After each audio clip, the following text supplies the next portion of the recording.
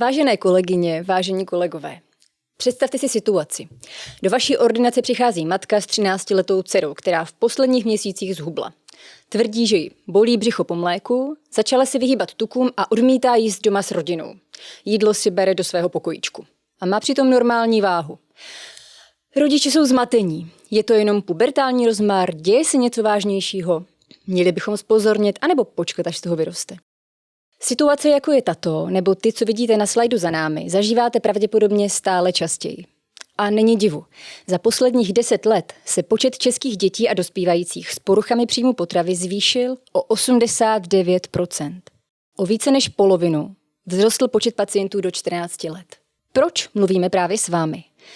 Jako pediatři jste nesmírně důležití. Jste často prvními odborníky, kteří si potíží mohou všimnout. A vaše první intervence může zásadně ovlivnit celý další průběh léčby. Jste ale také zároveň ve výrazně náročné situaci, protože tahle onemocnění často doprovázejí silné a mnohdy protichůdné emoce, nebo naopak bagatelizace až popírání problémů. A to jak pacienty samotnými, tak jejich rodinou. Poruchám příjmu potravy není snadné porozumět. Běžně dostupné informace i svět sociálních sítí jejich spletitost ještě více posiluje. První zkušenost s lékařem, kterou rodina v téhle nelehké situaci udělá, je proto klíčová. A bez přehánění se od ní odvíjí všechno ostatní. V organizaci 3P jsme odborníci na poruchy příjmu potravy. S lidmi s těmito onemocněními pracujeme v přímé péči, pohybujeme se na školách, vzděláváme psychology, pedagogy i lektory primární prevence.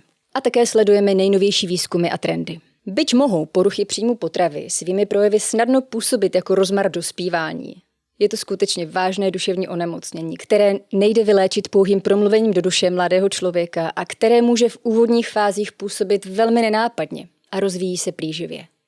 Přitom ale právě včasný záchyt je tou největší nadějí pro dobrý vývoj léčby a dosažení plného uzdravení. V rámci třídílné série videí vám předáme relevantní informace a hlavně praktické nástroje, jak řešit konkrétní situace, se kterými se v ordinacích běžně setkáváte.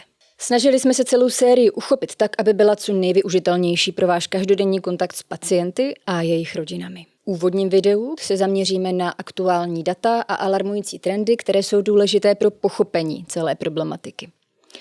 Nastíníme, jak poruchy příjmu potravy souvisí s dětskou obezitou, protože 26% českých dětí má nadváhu nebo obezitu. A taky vyvrátíme nejčastější mýty, se kterými se i přes veškerou osvětu stále setkáváme a setkávají se s nimi i rodiče, což mnohdy komplikuje už tak křehkou komunikaci. V dalších 2 videích pak budeme mluvit o tom, jak diagnostikovat různé typy poruch příjmu potravy, včetně jejich nových subtypů, jaké jsou trendy v diagnostice podle MKN11 a jak nezaměnit poruchy příjmu potravy s jinými zdravotními obtížemi. Řekneme si, jaké jsou konkrétní doporučené postupy léčby, kdy a jaké odborníky do léčby přizvat a proč a co při plánování a navigování léčby neopomenout. Ukážeme, jak vaše pacienty dobře doprovázet v léčbě, jaké jsou ověřené a efektivní principy komunikace, které posilují dobrou léčebnou spolupráci rodiny a usnadňují i průchod těmi náročnými situacemi, které se v léčbě vyskytují. Žijeme v době, která na rodiče, děti i vás klade extrémní nároky. Nárůst poruch příjmu potravy u dětí je ohromný. Věříme, že vás naše série videí podpoří ve snazším rozpoznání i méně nápadných případů onemocnění, poskytne aktuální epidemiologický, diagnostický i mezioborově léčebný kontext. A co si přejeme možná ze všeho nejvíc, že se po jejím shlédnutí budete cítit sebejistější v komunikaci s vašimi pacienty a jejich rodinami, která, jemně řečeno, není jednoduchá. A že díky tomu budete moci své pacienty vysílat na cestu k uzdravení s co možná největší nadějí. Protože první intervence má moc změnit celý příběh. Mé jméno je Tereza Maková, jsem klinická psycholožka a psychoterapeutka. Absolvovala jsem komplexní psychoterapeutický výcvik akreditovaný pro zdravotnictví, výcvik v komplexní krizové intervenci a kontinuálně se v psychoterapeutickém řemesle postgraduálně vzdělávám. S lidmi s poruchami příjmu potravy jsem pracovala řadu let ve fakultní nemocnici v Motole, v ambulantní klinicko-psychologické praxi i v sociálním sektoru. V současnosti provozuji soukromou praxi. Ve 3P jsem odbornou garantkou. Ja som Lesena Hodek a vystudovala som obor nutriční terapie na první lékařské fakultě Univerzity Karlovy. Aktuálně absolvuji akreditovaný komplexní vzdělávací program v psychoterapii pro zdravotnictví, který se zaměřuje na interdisciplinární léčbu psychosomatických syndromů, včetně poruch příjmu potravy. V nutriční terapii se věnuji především výživě dětí, kde zohledňuji zásady intuitivního stravování. V péči o dětské zdraví pro mě bylo důležité najít vhodný způsob komunikace, proto ve své praxi uplatňuji principy filiální terapie. Teď si něco řekneme o kontextu problému a komplexnosti situace. Když do vaší ordinace přijde rodina s dítětem s poruchou příjmu potravy, setkáváte se vlastně s 3 často úplně odlišnými zakázkami. Co by pediatr chcete dítěti pomoci ke zdraví? Dítě pod vlivem nemoci ale často usiluje o hubnutí a mnohdy si vůbec neuvědomuje, že by mohlo mít problém, nebo si ho uvědomuje pouze z části a zápasí s ambivalencí ve vztahu k nemoci. Rádo by se zbavilo výčitek a zahlcení myšlenkami na jídlo a pohyb, ale současně má strach ze změn těla, které kroky k uzdravení přinesou. Onemocnění zpočátku poskytuje dítěti primárně zisky, vnější ocenění a validaci, zmírnění úzkostného prožívání a dalších náročných emocí, zesílení pocitu bezpečí a jistoty. Kontrola jídla dává pocit, že mám svůj život pevně v rukou. Rodič může problém buď bagatelizovat a je potřeba ho na možná rizika citlivě upozornit, nebo může být naopak velmi úzkostný a na vás vyvíjet velký tlak. Jste v extrémně těžké roli, protože často jste to právě vy, od koho se čeká rychlé vyřešení situace, která rychle vyřešit nejde. Na úvod je důležité zmínit limity, které role pediatra má. Pediatr není ve většině případů psycholog ani psychoterapeut. Nemá prostor konzistentně dlouhodobě usilovat o to, aby se komplexní sladění všech těchto různých potřeb a očekávání povedlo. Je dobré, když lékař dovede prostřednictvím efektivních komunikačních strategií vytvořit prostor, který tyto nesladitelné potřeby všech aktérů pojme a uzná jako validní, bez nutnosti přesvědčovat o jejich nesprávnosti. To má tendenci spolupráci spíše blokovat. Praktické komunikační typy nejen pro tyto situace přinese 3. video. Pediatrická intervence je tedy především edukující a delegující. Rolí pediatra je rozpoznat potenciální problém, poskytnout informace a předat doporučení na další odbornosti. Jednou z nich by měla být psychologická nebo psychoterapeutická intervence, která situaci v rodině podrobněji zmapuje a ze které následně vzejdou další doporučení. Informace, které během vyšetření zazní, do velké míry ovlivňují, jaký postoj rodina k léčbě zaujme. Proto je potřeba velké obezřetnosti v rychlých specifických doporučeních, zejména těch, které se týkají jídla, hodnocení váhy nebo ještě stále často používaného BMI. Doporučení by měla vzejít spíše z podrobnějších vyšetření na specializovaných pracovištích, kde je čas a prostor celý kontext situace zmapovat. V iniciální fázi se jako lékaři ale můžete ocitat ve velkém tlaku. Rodina po vás může chtít instantní nástroje. Co máme tedy dělat? Je důležité odolat tlaku na rychlá doporučení konkrétního jídelníčku, knih zaměřených na rozšiřování informací o jídle a zcela jistě nedoporučovat užívání kalorických tabulek nebo jinou formu zesílení kontroly nad příjmem potravy, které spíše přispívají k prohlubování nemoci. Je také dobré mít na paměti, že poruchy příjmu potravy se mohou v rodinách táhnout napříč generacemi. Roli zde hrají genetika i prostředí. V rodinách často dlouhodobě panují určité vzorce vztahování se k jídlu a tělu, které se do dítěte propisují. Zásadní je nehledat v rodině viníka. Nikdo takový není. I když je celá situace náročná a emocionálně vypjatá, empatická komunikace a pochopení významně zvyšují šanci, že rodina vaše doporučení přijme a vydrží v léčbě.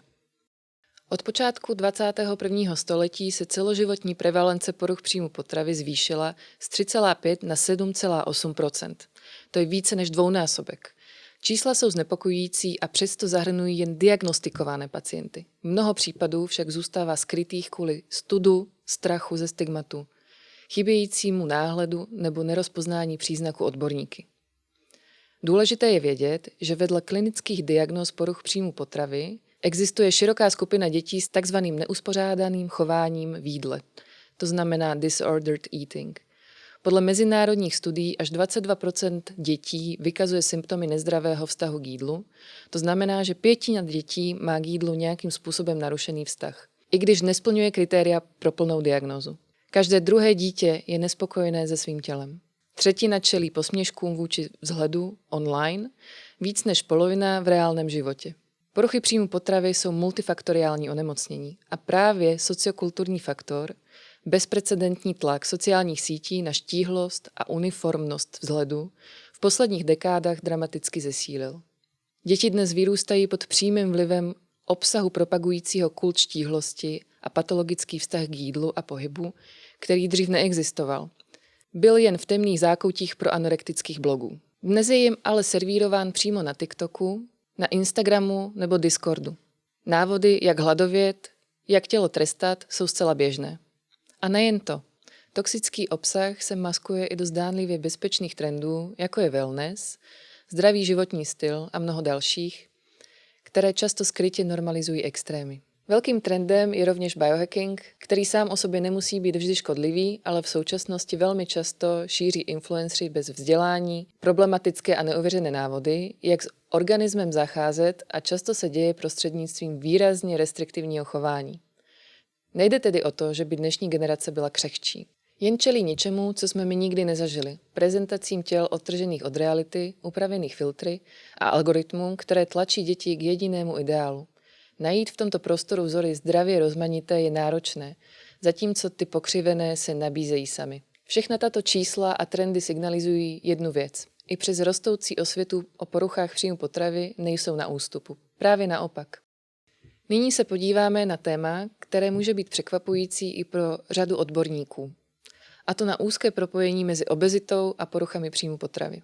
Na první pohled se tedy může zdát, že jde o dva opačné extrémy, ale ve skutečnosti spolu obezita a poruchy příjmu potravy neoddělitelně a úzce souvisí. Jedno může přecházet v druhé nebo se vyskytovat komorbidně, proto je nutné na spektrum výživových potíží nahlížet komplexně, ne izolovaně. Nadváha a obezita u dětí nebývají jen prostým důsledkem kalorického nadbytku. Často jsou spojené s problematickými stravovacími návyky a odrážejí prostředí, ve kterém dítě vyrůstá. Nevhodné návyky v rodině, reakce na emoční stres nebo to, jak dospělí kolem něj mluví o těle a o jídle. Nejde tedy o selhání dítěte, ale o situaci, kterou formuje širší kontext.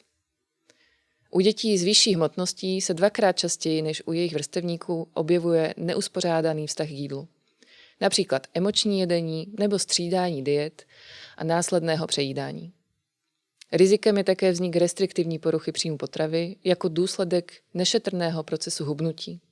Léčba obezity poučena tímto rizikem a chápající komplexní povahu vzniku obezity by neměla mít za cíl rychlé zhubnutí za každou cenu, ale podporu psychiky dítěte, citlivou pozvolnou práci s jídelním režimem, podporu přirozeného vztahu k jídlu, aby dítě mohlo vnímat signály hladu a sytosti, a postupnou stabilizaci životního stylu. A co je klíčové, nejúčinnější změna nezačíná u dítěte samotného, ale u prostředí, které ho obklopuje. Naopak děti léčené z mentální anorexie mohou později čelit takzvanému hmotnostnímu overshootu, tedy stavu, kdy jejich hmotnost vystoupá nad původní váhu před onemocněním, a postarvační hyperfagii, tedy extrémnímu hladu a tendenci k přejídání po období podvýživy. Jde o přirozenou biologickou reakci organismu. Ale pro rodiny je to velmi stresující a často kritické období léčby. Okolí přitom může reagovat větami typu: už máš normální váhu, neměla bys jíst tak moc. Pozor, ať neskončíš v druhém extrému. Takové výroky jsou pro dítě škodlivé, mohou vést k relapsu nebo k rozvoji jiné formy poruch příjmu potravy. Klíčové proto je, aby od pediatra slyšelo, že jde o normální a přechodnou fázi léčby. Větší potřeba jídla a zvýšená hmotnost se v naprosté většině případů postupně sami od sebe upraví do přirozeného hmotnostního setpointu dítěte. Paradoxně právě tehdy, když nejsou uměle omezovány a dítě je tímto obdobím citlivě provedeno, ideálně i s podporou nutričního terapeuta. Biologické i psychické dohnání hladu po období odepírání je přirozené a prodlužuje se právě tehdy, když dítě dál omezuje jídlo nebo se začne řídit novými restriktivními pravidly.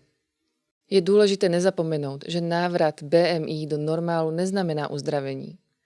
Porucha příjmu potravy může být a často bývá velmi závažná i u dítěte s normální hmotností. O skutečném uzdravení vypovídá psychické prožívání, plně zahojený vztah k jídlu v nutriční rovině a změny v oblasti psychického rozvoje a osobnosti, nikoli číslo na váze. Jakou roli hraje rodina? Porucha příjmu potravy není problém jednoho člena. Zasahuje celý rodinný systém. Nemoc přišla do rodiny. Dítě jí žije zevnitř, ostatní zvenku. Rodině můžete říct, týká se to celé vaší rodiny. Všichni byste měli v léčbě spolupracovat, protože porucha příjmu potravy ovlivňuje každého z vás. V ideálním případě zvažte rodinnou terapii. Platí, že u mladších dětí by rodinná terapie měla být metodou první volby. U starších dospívajících, orientačně od 16 let, je vhodné podle kontextu volit mezi individuálním a rodinným settingem. Často se osvědčuje i jejich kombinace. Rodinná terapie pomáhá otevírat a měnit dynamiku mezi členy rodiny. Zatímco individuální terapie dává dospívajícímu prostor pro vlastní rozvoj. O tom, jaký postup je nejvhodnější, však obvykle rozhoduje až podrobnější psychologická či psychiatrická konzultace. Není nutné, aby toto rozhodnutí padlo už v ordinaci pediatra. Rádi bychom se teď zastavili u několika rozšířených představ o poruchách příjmu potravy. S těmito mýty se můžete setkat u rodičů, kteří přicházejí do vaší ordinace. A proto je velmi užitečné je znát a citlivě je korigovat, protože mohou významně komplikovat léčbu. Poruchy příjmu potravy řeší vzdorovité puberťačky. Tenhle mýtus patří mezi nejškodlivější. Poruchy příjmu potravy nejsou rozmar ani forma protestu, kterou by stačilo okřiknout nebo zakázat. Jde o závažná duševní onemocnění, která by si dobrovolně nikdo nevybral. Nejsou to nemoci modelek, ani výsada puberťaček, baletek, postihují všechna pohlaví, různé etnické i socioekonomické skupiny i věkové kategorie. A může a čím dál častěji onemocní i dítě mladšího školního věku. Potřeba mít jídlo a tělo pod kontrolou je hlavním symptomem nemoci. Nemůžeme tedy dětem vyčítat, podobně jako nemůžeme dětem s depresí vyčítat špatnou náladu.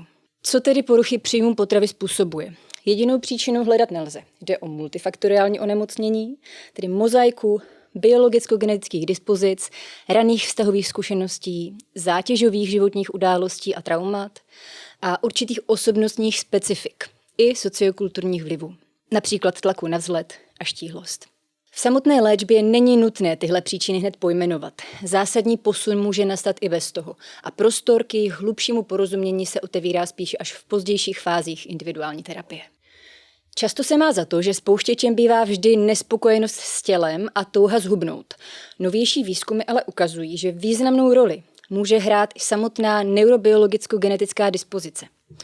Poruchy příjmu potravy se někdy rozvinou i u dětí, které museli například kvůli somatickému onemocnění sledovat pozorně jídelníček, držet nějaká dietní opatření a už samotné omezení nebo energetický deficit může u citlivého organismu vést k rozvoji poruchy příjmu potravy, aniž by předtím byla přítomná nespokojenost s tělem. Poruchu příjmu potravy poznám podle vyhublosti. Tenhle mýtus je taky obzvlášť nebezpečný, protože mnoho dětí s poruchou příjmu potravy nevypadá nemocně na první pohled. Mohou mít normální váhu nebo dokonce nadváhu. A přesto můžou trpět mentální bulimii, záchvatovitým přejídáním nebo mentální anorexii bez podváhy, která byla dříve označovaná jako atypická.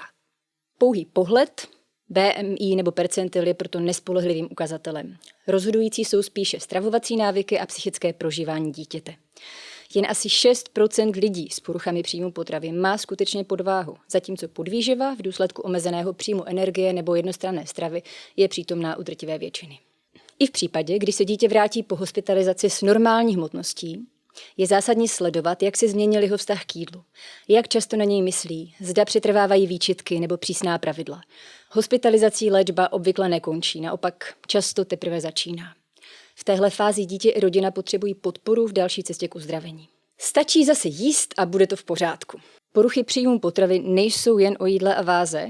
U podvyživených dětí je sice přibírání na zdravou hmotnost prvním krokem, ale cesta tím nekončí. Nemoc má hlubší kořeny. A často jde o úzkostné prožívání spojené s potřebou kontroly, která zajišťuje důležitý pocit bezpečí. O deficity v emočních kompetencích, o traumatické nebo jinak náročné zkušenosti, narušené sebepojetí a nízké sebehodnocení. Proto léčba skutečně vyžaduje dlouhodobou komplexní péči, psychoterapii, rodinnou terapii a někdy i symptomatickou farmakoterapii. Rodiče nemohou čekat rychlé spravení dítěte poté, co začne jíst. Léčba bývá dlouhá, nelineární, s fázemi, které se mohou vracet. Relapsy k ní nevyhnutelně patří a pokud jsou zpracované v terapii, stávají se součástí učení a posunu ke zdraví. U plně rozvinuté mentální anorexie se průměrná doba léčby pohybuje mezi 5 až 7 lety. Nemoc je nepřehledná a může vyvolávat frustraci v rodině i v okolí. Co tedy platí? Když je jídlo objektem strachu, snažíme se pomoci, aby jim přestalo být. A rozvolňování pravidel a větší flexibilita jsou známkou zlepšení v symptomatické rovině, ale neznamenají ještě plné uzdravení. To obvykle vyžaduje individuální terapeutickou práci zaměřenou na sebepoznání, posílení rezilience a zdravého sebepojetí. Proto je velmi zavádějící představa, že stačí přibrat na cílovou váhu a pak už se budu mít ráda. Takhle to bohužel nefunguje. Poruchy příjmu potravy se nedají zcela vyléčit. Tady pro vás máme i pro rodiče vašich pacientů důležitou naději. Úplné uzdravení možné je. Při včasné intervenci a vhodné léčbě se mnoho dětí vrací k plnohodnotnému životu bez omezení. Obvykle to zahrnuje tyto dvě roviny. Realimentační, tedy zbavení se všech pravidel a strachů spojených s jídlem, a psychologickou, tedy proměnu v prožívání a osobnostním fungování. Setkat se můžete s pojmem quasi-recovery. Jde o stav, kdy lidé často po mnoho let dokážou jíst pestřeji a udržovat si normální hmotnost, ale stále zůstávají uvězněni v narušeném myšlení a rigidních pravidlech a nízkém sebehodnocení. Nemoc je tak pořád přítomná, jenom je méně viditelná. A právě tady má pediatr důležitou roli. Mapovat průběh realimentace a cíleně se ptát na to, zda přetrvávají pravidla nebo rituály okolo jídla. Platí, že čím dříve se s léčbou začne, tím lepší je prognóza a právě proto je zásadní váš včasný záchyt. Některé rodiny mohou narazit na zastaralé výroky typu s tím už bude bojovat navždy. Tyhle věty jsou demotivující, zbytečné a rozhodně nemusí být pravdivé. Naopak vaše první intervence může změnit celý příběh. Na rozpoznání typu poruch příjmu potravy, jejich řazení podle nového diagnostického manuálu i na neoficiální, ale rozšířené formy se zaměříme v dalším videu. Povíme si také, jak poruchy příjmu potravy nezaměnit a dobře odlišit od jiných zdravotních obtíží. V dalším videu vám představíme nejnovější diagnostické i léčebné trendy, které budeme ilustrovat na konkrétních kazuistikách.